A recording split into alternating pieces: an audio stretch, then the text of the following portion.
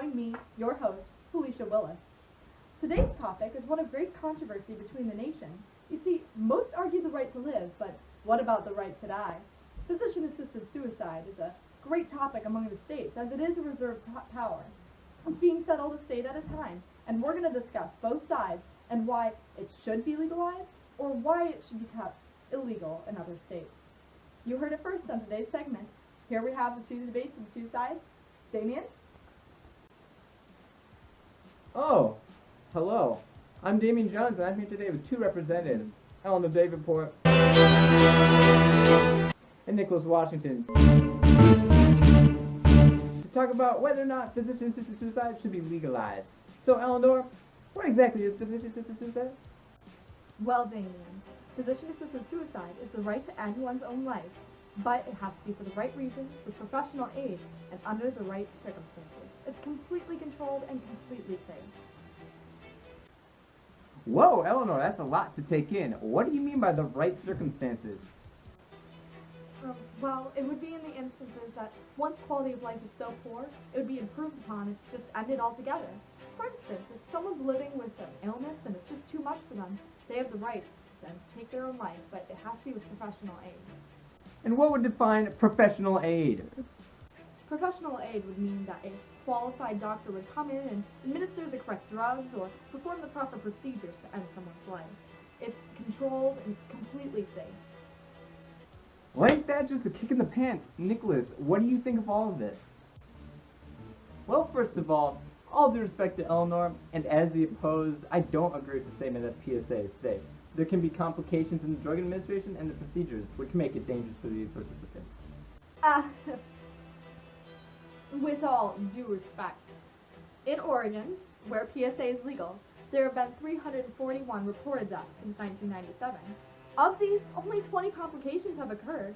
The numbers prove that the majority of the procedures are effective and perfectly safe. Maybe the case, complications are not the only problem. 24% of people who go through physician-assisted suicide have depression. In recent studies, those who are depressed and seek counseling are proven to actually defeat their mental illnesses. PSA would give an easy way out to people who would otherwise live a very happy life. You make a great point. However, how many of those 341 deaths do you think were chosen because of mental illness? You see, there are many reasons people can choose PSA. Brittany Maynard, for example. She suffered from terminal cancer. She knew she only had a few months left to live, and in this time her quality of life would become so diminished that it just wouldn't be worth living. She would lose a lot of her basic motor skills, and she just wouldn't be able to cope as a human being anymore. She chose PSA just as a way to die on her own terms. That way her family could remember her for the strong, wonderful, beautiful woman she is, rather than what her illness might have brought her to. Well, ain't that just a kick in the pants? What do you have to say about that, Nicholas?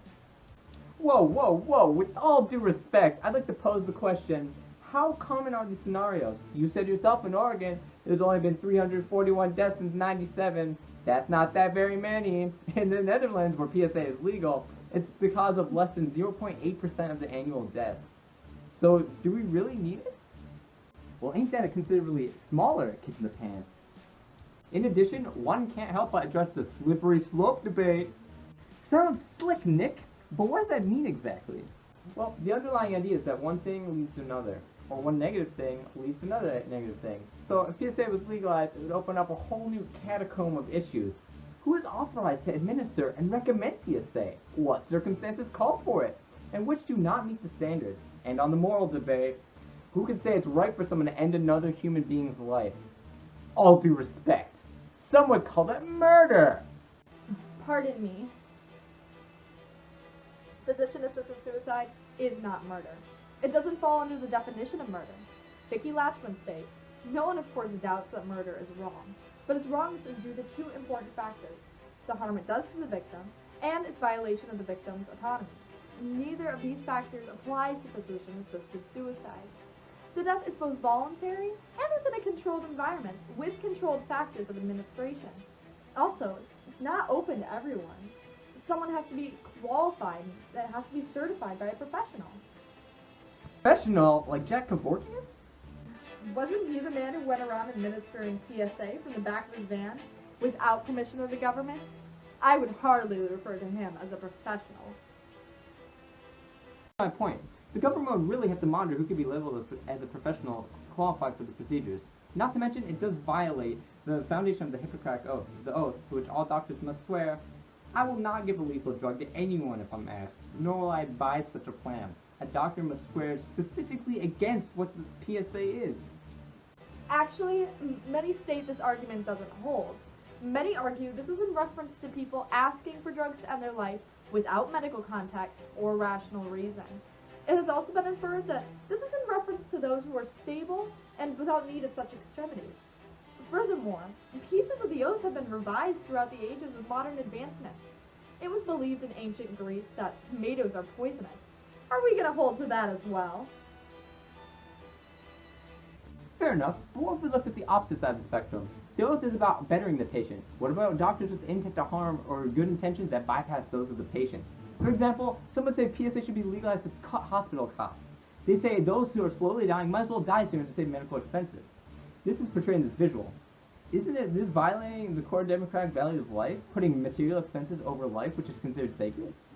And couldn't it be argued that not legalizing it violates the core democratic value of liberty, in the sense that one should be able to choose death over life if they so please? Ow! Well, my pants sure have been kicked. Unfortunately, that's all the time we have for today, so back to Felicia Willis at the station. Felicia?